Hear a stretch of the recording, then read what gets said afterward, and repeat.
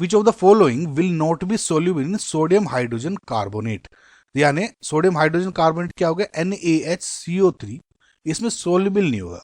देखिए सोडियम जो NaHCO3 है इसको आप ऐसे लिख सकते हो Na plus and HCO3 negative. ये क्या करता है, इसको एक प्रोटॉन चाहिए होता है ताकि इजीली H2CO3 में कन्वर्ट हो सके। हालांकि H2CO3 थोड़ा लेस स्टेबल होता है तो ये H2O प्लस CO2 में भी पाया जाता है, तो लेकिन जिस्ट जो क्वेश्चन का ये है कि इनमें से किस में कौन कौन सा जो है जो दे देगा एच आयन ईजिली और कौन सा वो होगा जो आराम से एच आयन नहीं देगा या सोल्यूबल नहीं होगा। ठीक है, तो अब इसमें अगर आप इन सबके स्ट्रक्चर बना लोगे तो आसान हो जाएगा। पहला है 2,4,6 ट्राई नाइट्रोफिनोल। अब इसमें देखोगे आप तो NO2 बहुत ही अच्छा इलेक्ट्रॉन विड्रॉइंग ग्रुप होता है और ये -M से रिंग को डीएक्टिवेट कर देता है। सारा जो लोन पेयर या इसका जो चार्ज है ऑक्सीजन के ऊपर, जो इलेक्ट्रॉन क्लाउड भी होगा H के बॉन्ड के बीच में, वो सब अपनी तरफ खींच लेता है बहुत आराम से और H इजीली निकल जाता है। इसमें से प्रोटॉन बहुत आसानी से निकल जाएगा, तो कह सकता हूं कि ठीक है HCO3 प्रोटॉन से मिलकर H2CO3 बना देगा, तो इजीली डिजोल्वेबल है। लेकिन इसमें क्या है, विल नॉट बी डिजोल्व पूछा हुआ है, तो ये मेरा नहीं हुआ आंसर।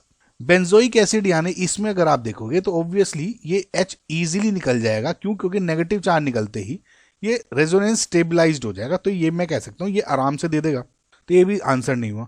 ऑर्थोनाइट्रोफिनोल और बेंजीन सल्फोनिक एसिड में देखें, पहले बेंजीन सल्फोनिक एसिड में देखेंगे अगर तो सेम केस जैसे H इजीली निकल जाएगा क्योंकि ये आगे एक्सटेंडेड रेजोनेंस स्टेबलाइजेशन हो रही है इसमें, और वैसे भी आपने बेंजीन सल्फोनिक एसिड देखा ही होगा, बहुत स्ट्रॉन्ग एसिड होता है। ठीक है, तो ये भी नहीं होगा। बचा ऑर्थोनाइट्रोफिनोल। ऑर्थोनाइट्रोफिनोल क्यों नहीं है, कायदे से तो ये भी -M शो कर रहा है, राइट, और -M शो कर रहा है यहाँ पे, और ऑर्थो पोजीशन पे तो कायदे से H को निकाल देना चाहिए।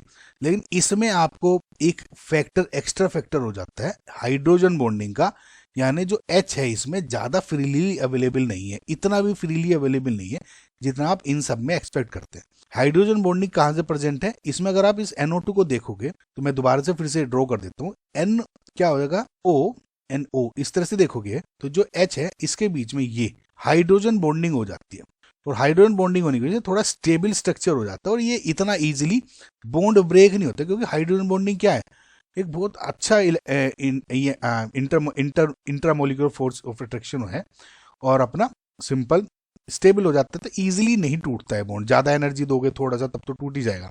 तो फिलहाल इसमें इजी आपको ऑप्शन क्या दिख रहा है, ऑप्शन नंबर C, तो जो ये will not be soluble. I hope आपको समझ में आएगा, ये कंसेप्ट जरूर याद रखें।